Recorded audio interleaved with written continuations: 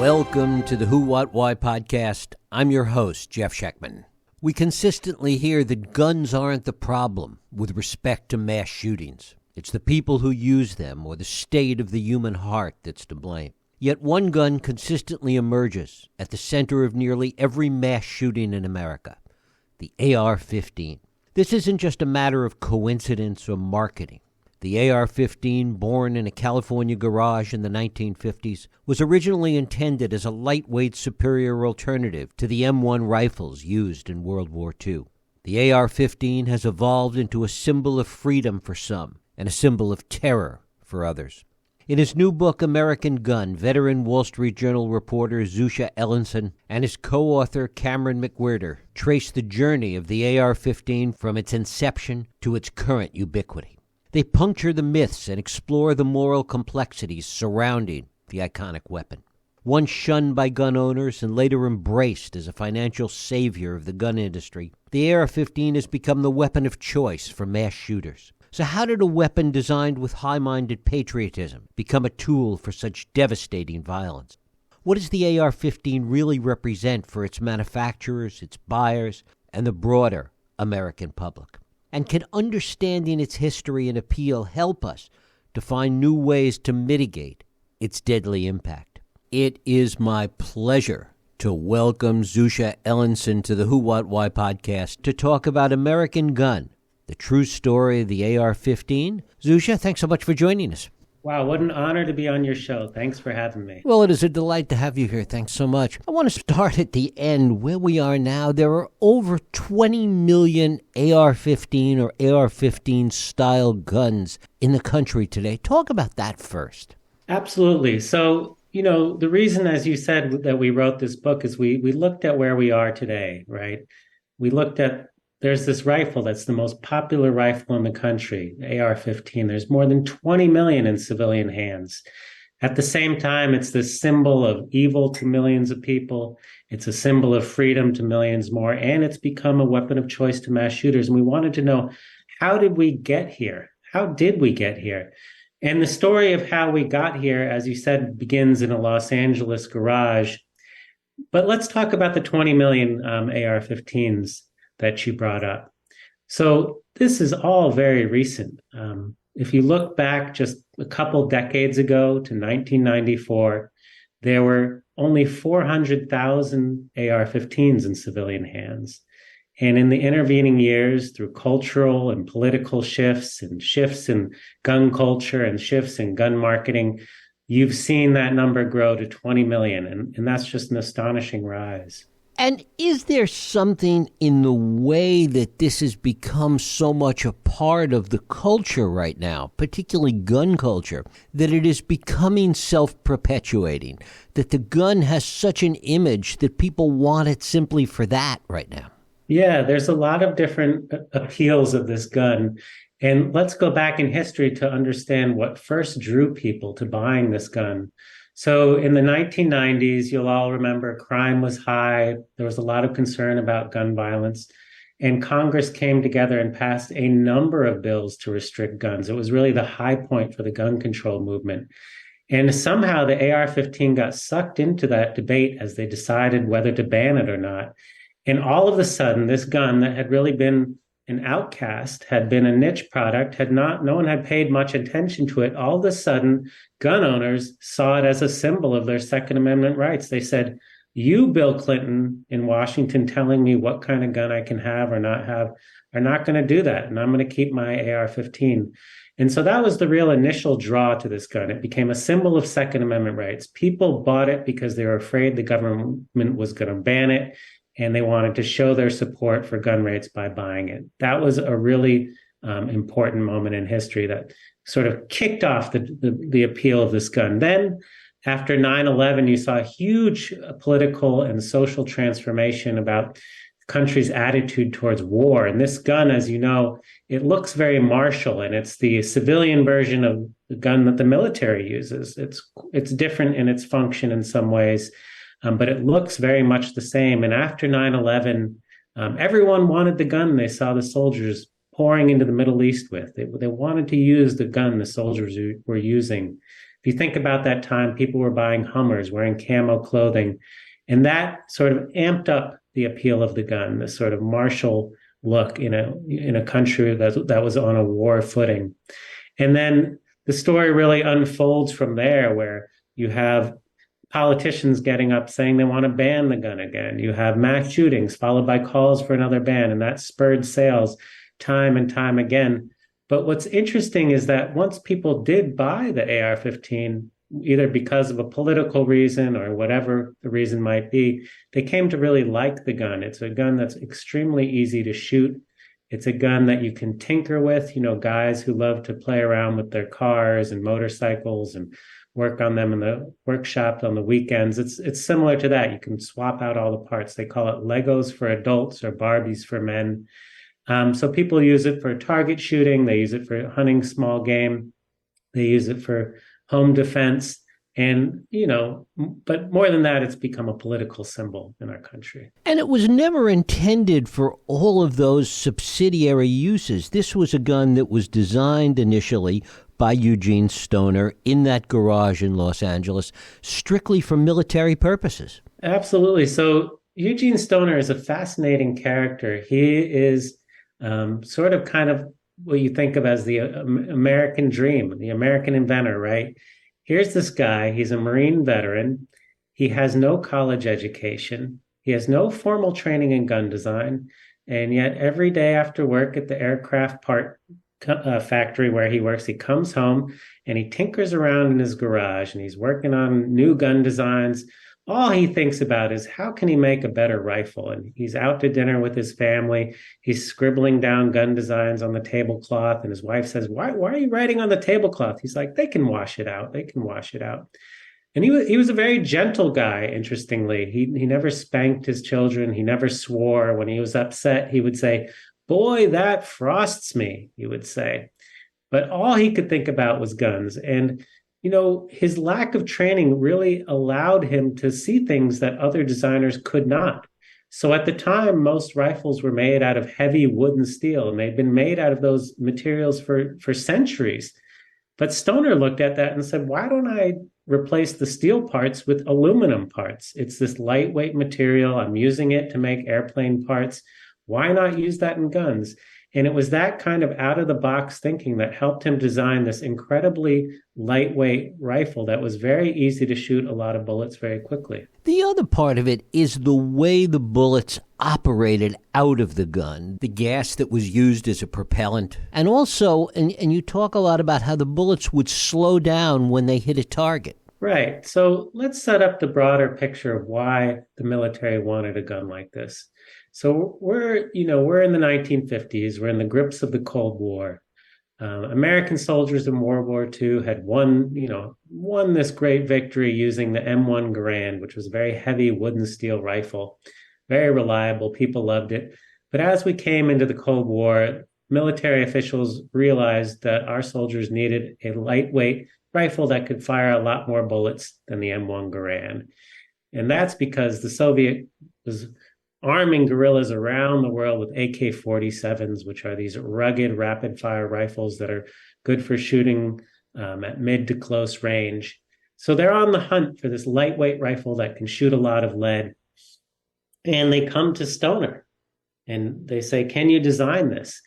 And a key part of this new gun is, as you said, the bullet, because the soldiers need to be able to carry more ammunition. They need to be able to shoot more bullets. So what do? They turn to a smaller bullet than they've used in the past. So you think a smaller bullet, that's not going to help on the battlefield. But in fact, what they figured out is if you shot this smaller bullet fast enough, it could do a lot of damage. Perhaps not as much damage as a larger caliber bullet, but a lot more than you would think. And the way it works is this. It's this tiny little bullet, weighs very little, it flies nose first through the air. And when it hits the human body, it goes unstable very quickly. And it spins like a top, like a little tornado, and does a lot more damage than you would ever imagine. And this was one of the things that was a selling point for the military at the time. But as you know, people who get shot in mass shootings, they experience those same types of injuries. And one of the important things we wanted to do in this book was highlight what it's like to survive with the injuries from an AR-15.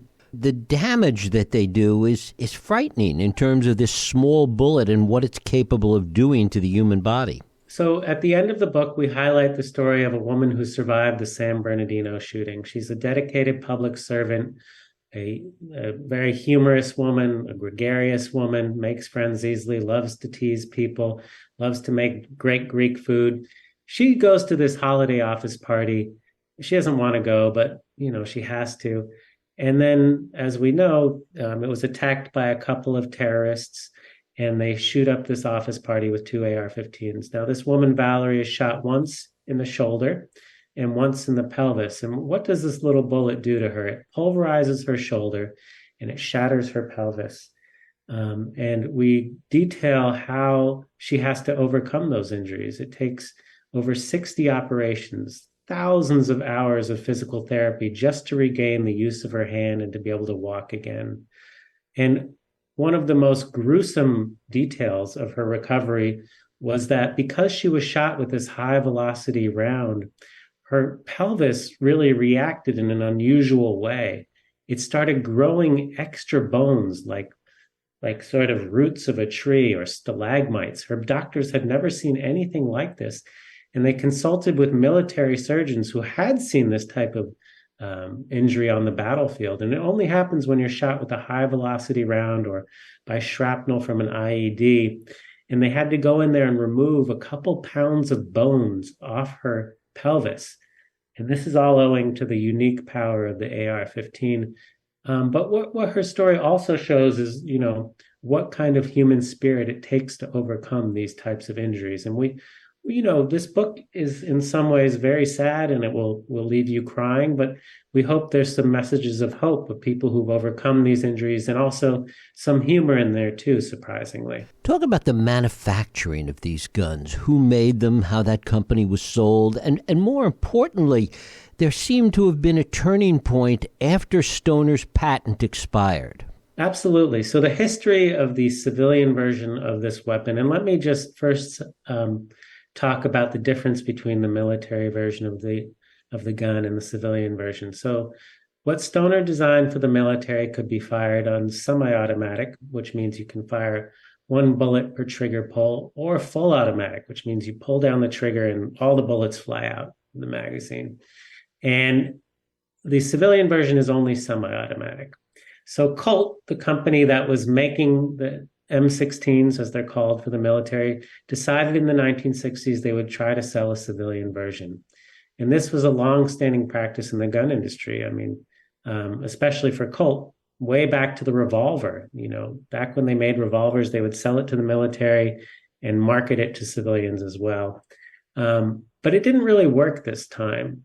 Civilians weren't that interested in this gun. At the time, hunters, they liked their wood-stocked, gleaming steel hunting rifles. They didn't really like this gun. It was plastic, made out of aluminum, looked chintzy and cheap to them. And the round was also too small for hunting big game, which generally use a larger caliber.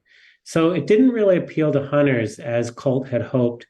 And once Stoner's patent expired in 1977, a few more gun makers got in the game. And what's interesting is we interviewed all these guys who made and sold AR-15s in the early days, and they described being really shunned in the industry.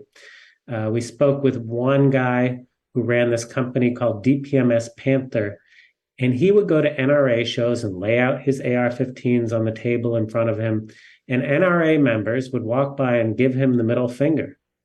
Well, why would this be, you might ask? The NRA has always been in support of AR-15s. Well, at the time, a lot of NRA members were sportsmen, and they didn't like this military-looking gun at their convention. So for a long time, it was really on the edge. It was really just a niche product.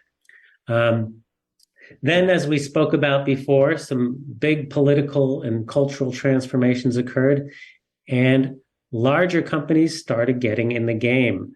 And one of the keys to this, in understanding why so many companies started making this, is, well, A, it became popular among gun owners, but B, it was very cheap and easy to make.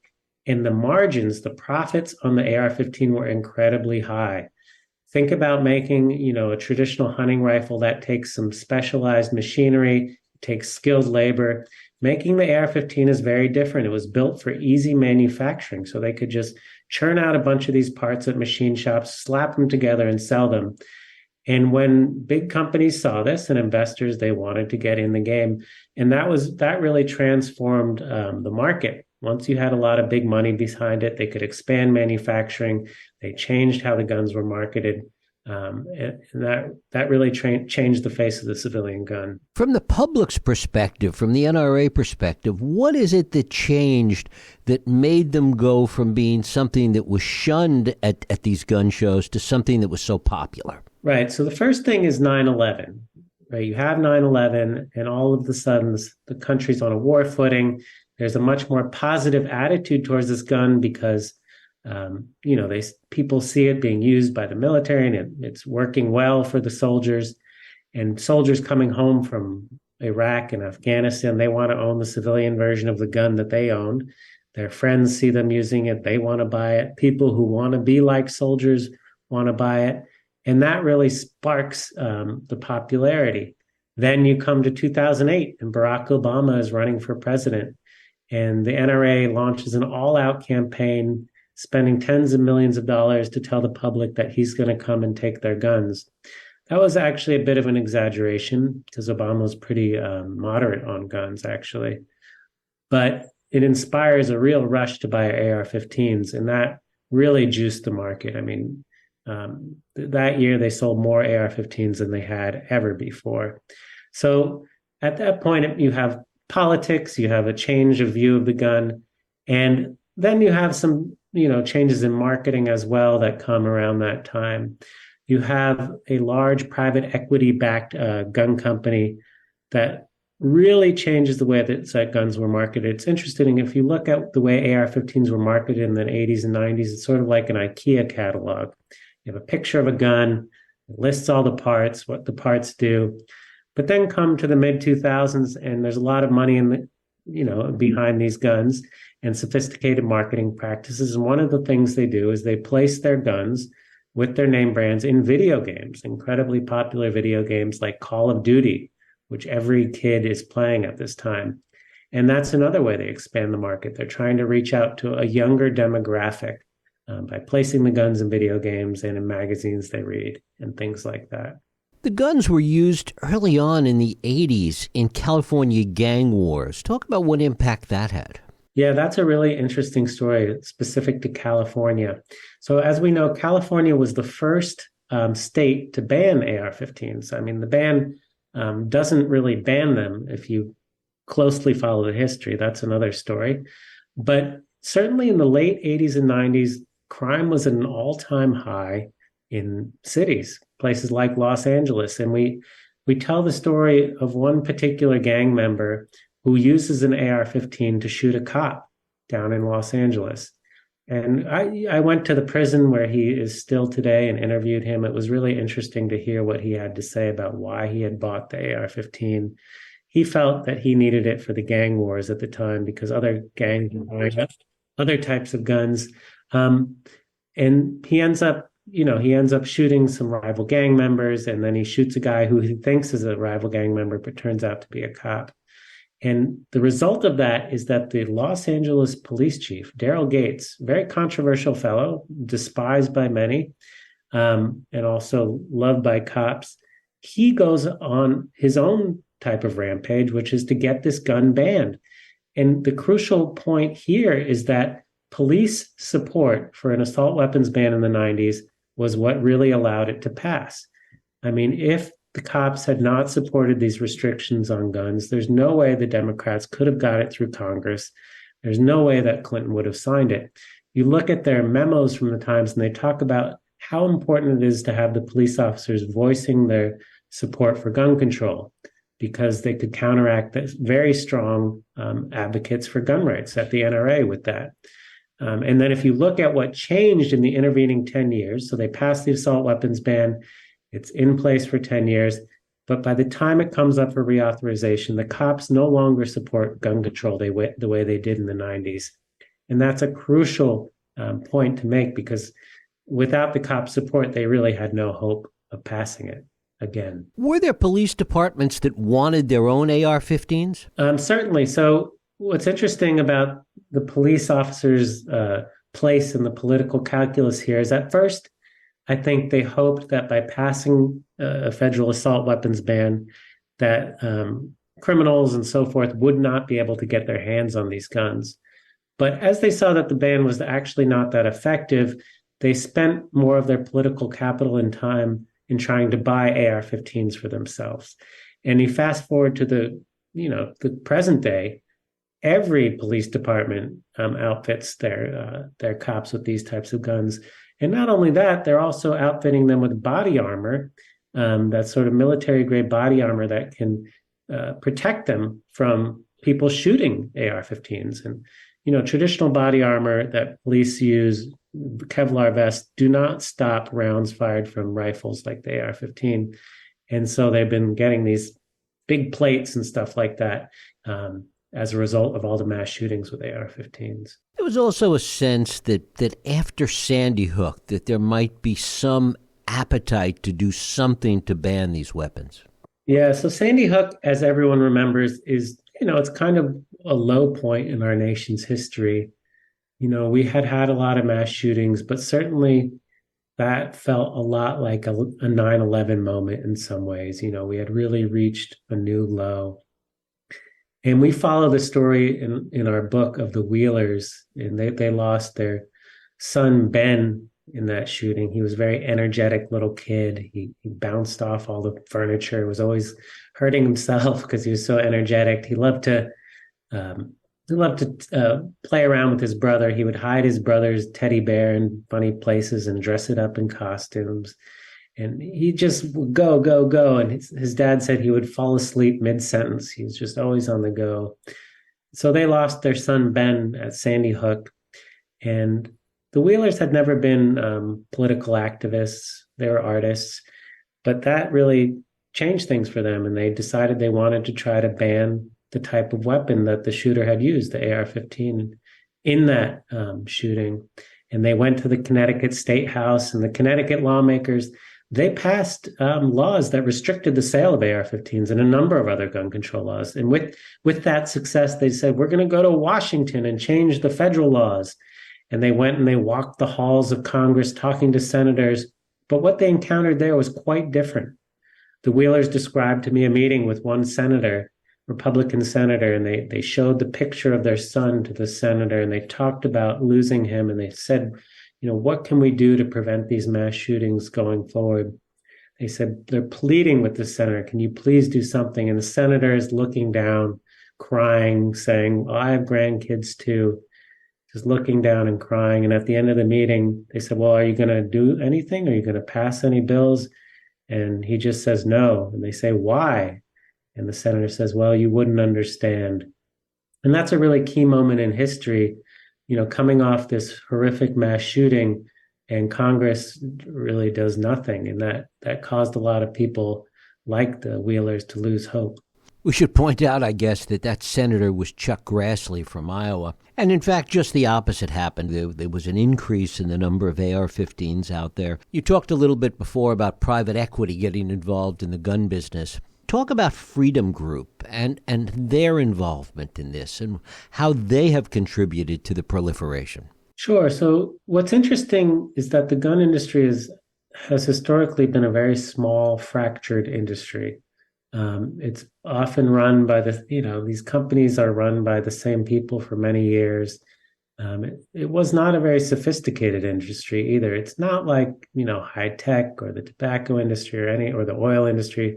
It's very small and very unsophisticated. What happens in the mid-2000s, and the AR-15 plays a key role in this, is that private equity starts to get involved. And this private equity-backed gun conglomerate called Freedom Group starts buying up a bunch of companies. And as private equity likes to do, they roll up a bunch of companies, and they like to increase profit margins by scale, by bringing down the cost of production.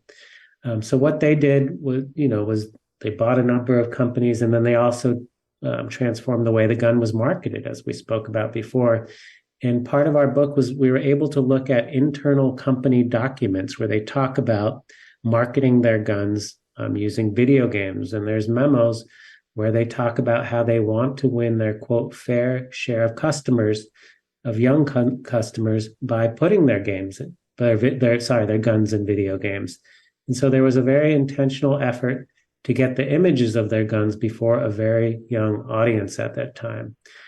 So what Freedom Group did was they expanded the market by really ramping up production. And they also transformed the way that the AR-15 was marketed. How much do these cost if people want to buy them? Yeah, so what's interesting is that back in the day, this was really a niche product that sold for quite a bit of money, over $1,000. But now, because this gun has become so popular and so many gun makers make it, the prices come down a lot. So you can get an AR-15 for anywhere from a couple $100s to a high-end one for a couple thousand. You can order all the parts online if you want and build it at home. They're pretty much ubiquitous. And given how many are out there, any notion of trying to shrink that number seems almost impossible at this point. And I think one of the things that's important to think about is that, yes, there are 20 million out there, but only a tiny fraction of AR-15 owners use them to do horrible things, right? These mass shootings are, a very small portion of the homicides in our country. At the same time, they have a much bigger impact, right? They are kind of like terrorism in the sense that they make us feel unsafe in public places, in schools, in movie theaters. And there's a reason why that schools have all these drills, to teach kids how to avoid getting shot in a mass shooting, why there's all these security measures at concerts, movie theaters, malls, wherever it might be. So they have this outsized impact, even though it's just a small portion of the murders in our country. But what that brings us to is that we can ask a more precise question, which is, how do we keep these types of guns out of the hands of people who would want to harm us and kill a lot of people? And that's the question we really need to ask ourselves. What's happening in the gun industry today to either continue manufacturing these at even cheaper costs or really coming up with a whole new generation of these weapons that are even more dangerous? Sure. So the gun continues to be the most popular rifle in America. And as I said, there's a number of reasons for that. There's a lot of new derivations of the gun. We can talk right now about the weapon used in the Maine mass shooting. I've just spent the past couple days writing about this horrific mass shooting in Maine, where 22 people were killed. And this guy, he used a variation on the AR-15 that shoots a much larger bullet, a .308 caliber bullet. And this gun was built to be almost as light as an AR-15, but shoot this much larger round. It's actually based on one of the early guns that Stoner designed called the AR-10. So this is a new version of the gun. Another new version is what's called an AR-style pistol. So gun makers, they come out with new versions of this, and this is a smaller version of the AR-15 that's been used in a couple mass shootings as well. But certainly, once something like this has become so popular, all the gun manufacturers are looking to make their own version, different versions of the gun as well. And there is the sense that people just want to own them at this point, that gun people just have to have this as part of their collection. Certainly, and it's a gun that appeals to all sorts of people too, which is interesting. I remember, if you'll remember the early days of COVID, when people were very afraid about looting, rioting, whatever they were afraid of during that time. There were a lot of protests, scarcity of toilet paper, whatever it might have been. But I remember at that time I was interviewing a number of people about the types of guns they were buying. And even on the liberal side, I talked to liberal folks who bought AR-15s because they were afraid of, large crowds of people coming to their house and taking their stuff. And I think there's a lot of people who buy this gun because they fear that, society may collapse at some sort of time. And I don't know how realistic that fear is, but certainly that drives a lot of people to buy it. Another reason that people buy it is that it's just very ubiquitous. So you go into a gun store anywhere and it's just there. right? It's like you go into a shoe store and there's a lot of Nikes there. And so you might buy some Nike shoes. And then the other thing is it's just a gun that's really easy to shoot and use for a lot of different things. People use it for hunting small game. They use it for target shooting. They feel like they could use it to defend their home. And so one judge has called it a Swiss Army knife. So that's how some gun owners view it as well. So the skill required to use it is pretty minimal. Yeah, that's one of the really most interesting parts of the story. If you look back at the time that Stoner designed this weapon, there were these studies coming out about how soldiers used guns in war. And what those studies showed was that when soldiers are being fired on, they're not very good shots. All their marksmanship training all sort of goes out the window and they just started firing randomly, right? Because they're scared.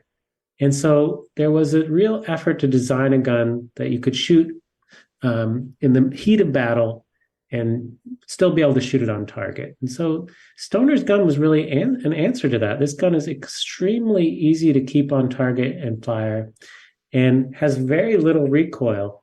I mean, I don't know how many, if you shoot guns or gun owner, but anyone who's fired guns knows that, you shoot a shotgun or, a deer hunting rifle with 308 round, that's going to give you a pretty good kick to the shoulder.